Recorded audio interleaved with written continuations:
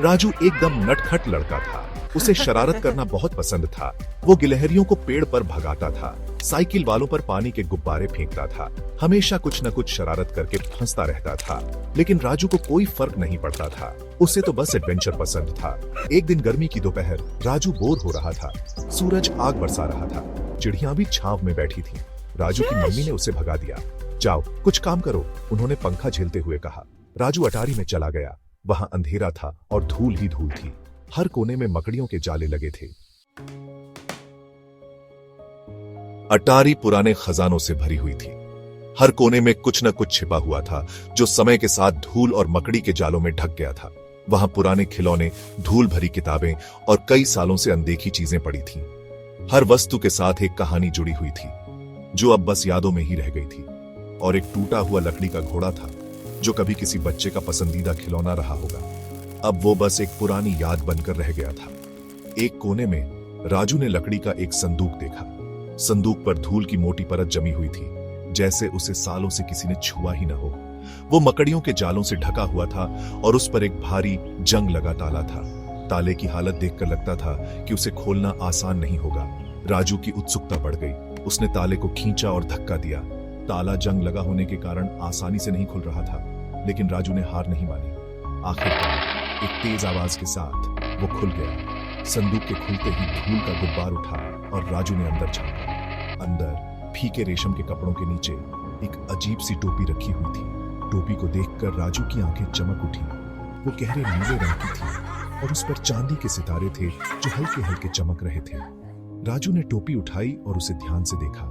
उसे वो गर्म और अजीब तरह से जिंदा सी लगी, जैसे उसमें कोई जादू छिपा हो जो उसे अपनी ओर खींच रहा हो। उसने वो अपने सर पर रख ली।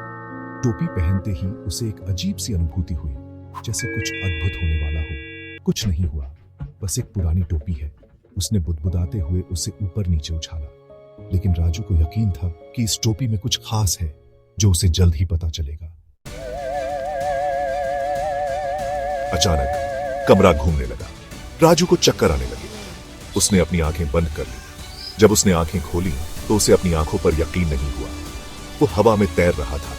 राजू हैरान होकर हंस पड़ा। वो ऊपर नीचे उछल रहा था और छत पर लगे जालों को अपनी उंगलियों से छू रहा था। ये टोपी जादुई थी। काश वो अपने दोस्तों को दिखा पाता।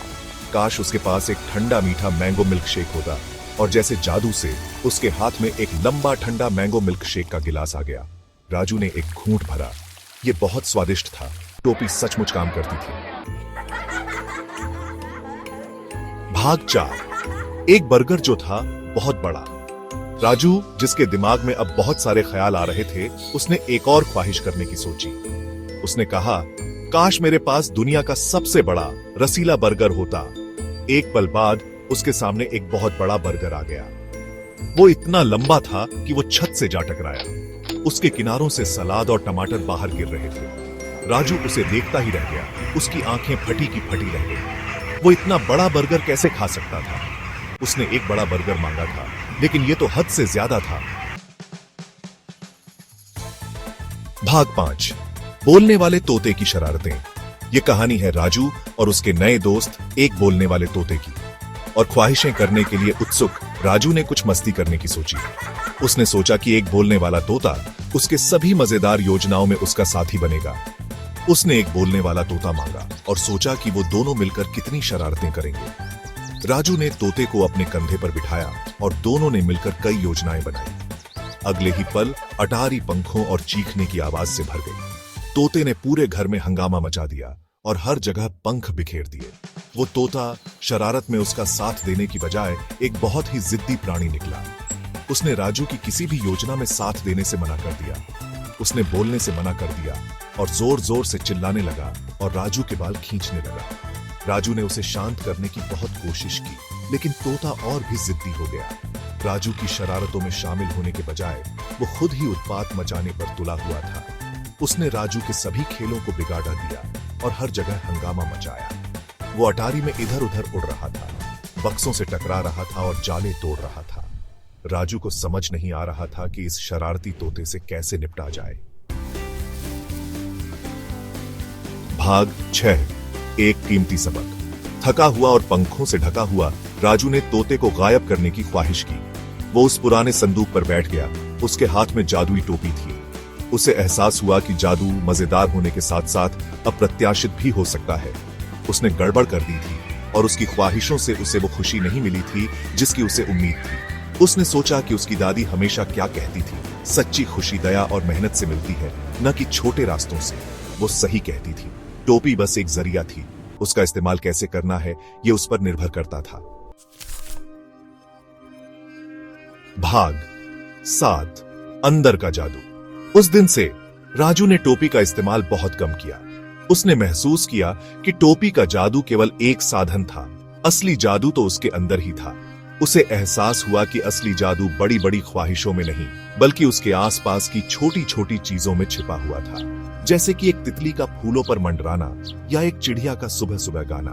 उसने छोटी छोटी चीजों पर ध्यान देना शुरू कर दिया, जैसे सूरज की किरणें पत्तों से कैसे गुजरती हैं और उन किरणों का धरती पर पड़ने वाला सुनहरा प्रकाश। बगीचे में चींटियां कैसे काम करती हैं और कैसे वे मिलकर अपने घर को बनाती हैं। उसकी दादी के चरखे की सुखदायक आवाज, वह आवाज जो उसे शांति और सुकून देती थी और उसे अपने परिवार की कहानियों से जोड़ती थी।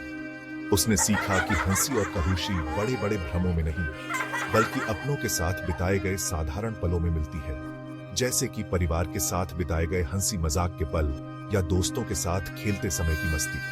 टोपी राजू और उस धूल भरी अटारी का एक राज बनकर रह गई, जहां उसने अपने बचपन के कई खजाने छुपा रखे थे, जो उसे याद दिलाती थी कि सबसे असाधारण रोमांच अक्सर जादू में नहीं, बल्कि उन यादों में होते हैं जो हम बनाते हैं, बल्कि उसके अंदर के जादू में मिलते हैं।